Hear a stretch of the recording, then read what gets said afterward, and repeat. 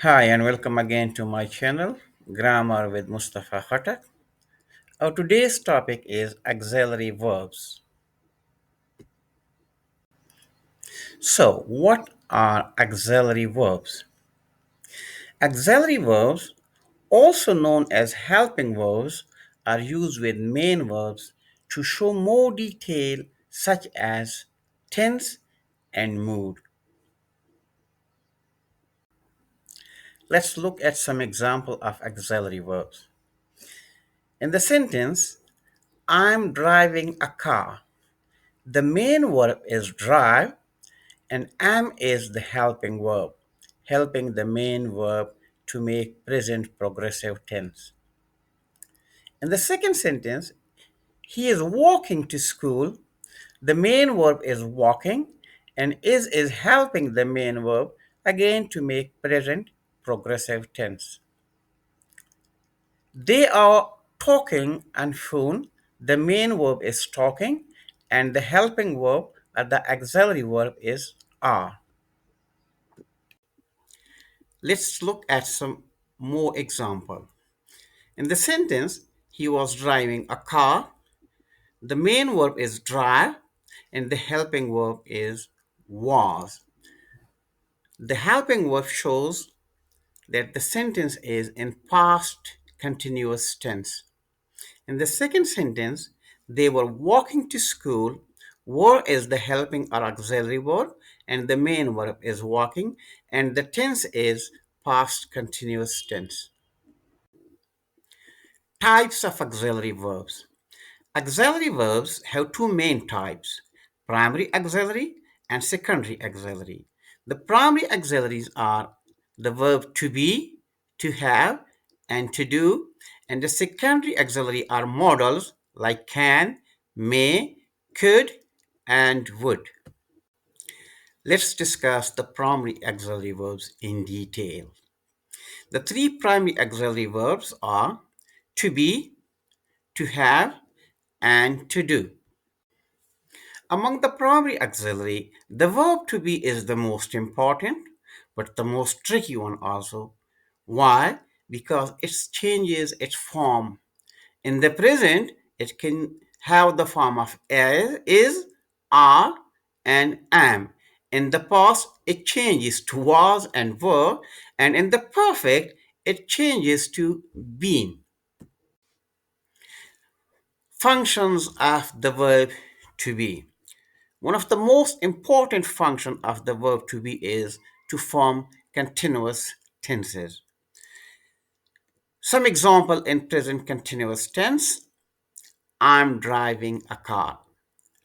Here you can see that the verb to be has changed its form to am because the subject is I. I'm driving a car. Am is the helping verb or the auxiliary verb and drive is the main verb. In the second sentence, he is walking to school. The verb to be has adopt the form of is because the subject is he. And in the third sentence, they are talking on phone. The verb to be has changed its form to are because the subject is they. So, as we discussed earlier, the verb to be in the present have these three forms is, am, and are. The verb to be is also used to form past continuous tense, but here it changes its form to was and were. Look at the first sentence. He was driving a car. The helping verb or the auxiliary verb here is was, which is a form of to be, and the main verb is driving. She was walking to school. Again, the verb to be changes its form to was because the tense is past continuous and the main verb is walk and the subject is she. They were talking on phone. The verb to be changes its form to verb because the tense is past continuous and the subject is they. The second function of the verb to be is to form questions. Let's look at some example in present continuous tense. Is he driving a car? Is she walking to school? Are they talking on phone? As you can see, all these sentences are questions which are formed by the use of the verb to be. The verb to be is also used in past continuous tense to form questions. Look at some example. Was he driving a car? Was she walking to school? Were they talking on phone? As you can see, all these sentences in the past continuous are formed by the use of verb to be. The third function of the verb to be is to form negative statements.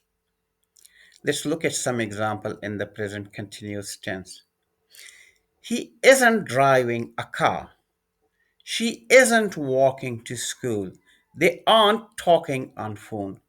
As you can see, we make the statement simply negative by addition of not to the helping verb or auxiliary verb be. So this is one of the functions of the verb to be, to change a statement into negative.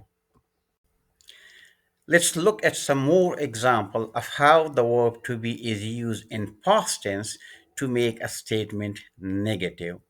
He was not driving a car. She was not walking to school. They were not talking on phone. Again, we can see that the statement is made negative by addition of not to the helping or auxiliary verb to be. The third function of the verb to be is to form passive voice, mean to change the sentence from active to passive. Her bike has been stolen. Here, the sentence is in passive voice, and the helping verb or the auxiliary verb to be changes its form to been. The glass was broken. Again, the helping verb was what is used here, and the sentence is in passive voice. The second primary auxiliary verbs or helping verb is to do. To do has different forms.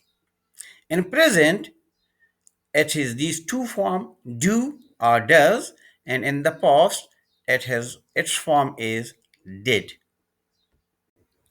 As we discussed earlier, one of the functions of the primary auxiliary is to form negative statements. Now let's look at some example of the primary auxiliary to do in the present tense. He, she does not drive a car. It means if the subject is he or she or a name, then the helping verb or the auxiliary verb does is used to form negative statement. But if the subject is they, you, or we, then the form of the helping verb do is used to make negative statement. Here are some examples of the verb to do in present tense questions.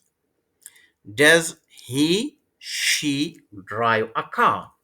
It means that if the subject is he or she, then in order to change the sentence into a question, we use the helping verb or the auxiliary verb does.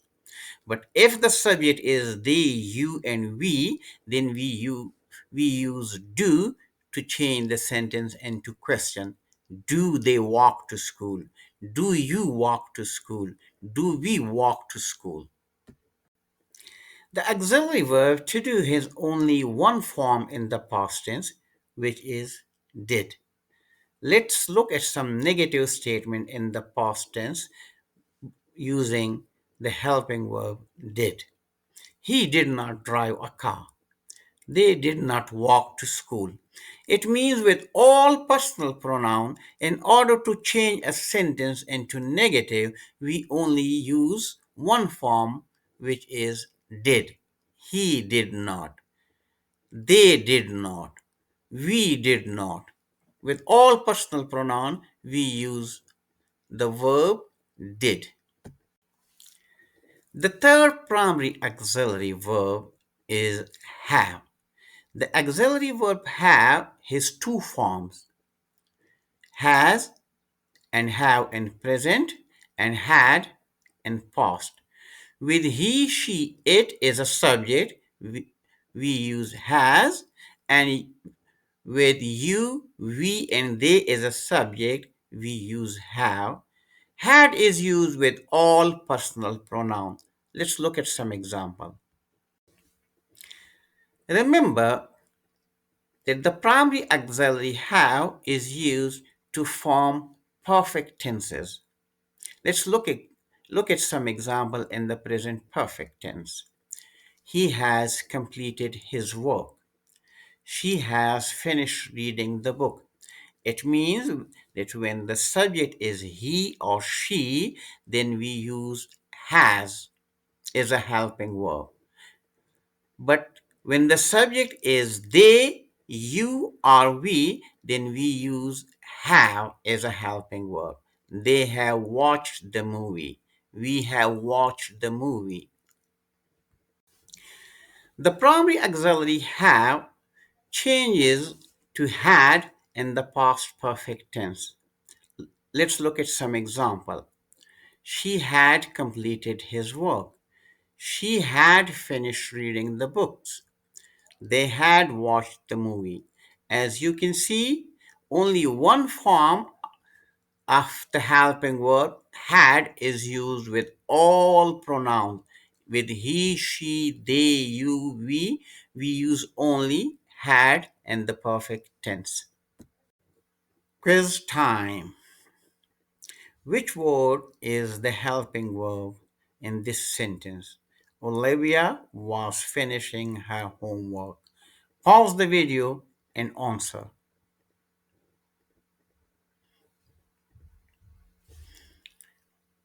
If your answer is was, you are right. Was is here used as a helping verb. One more question.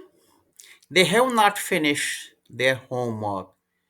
Which word is helping verb? Pause the video and answer the question. If your answer is have, you are right. Have is used here as a helping verb, and the tense is present perfect tense. With this, we come to the end of this lecture. I hope you enjoyed. Thank you for watching. Good luck and success.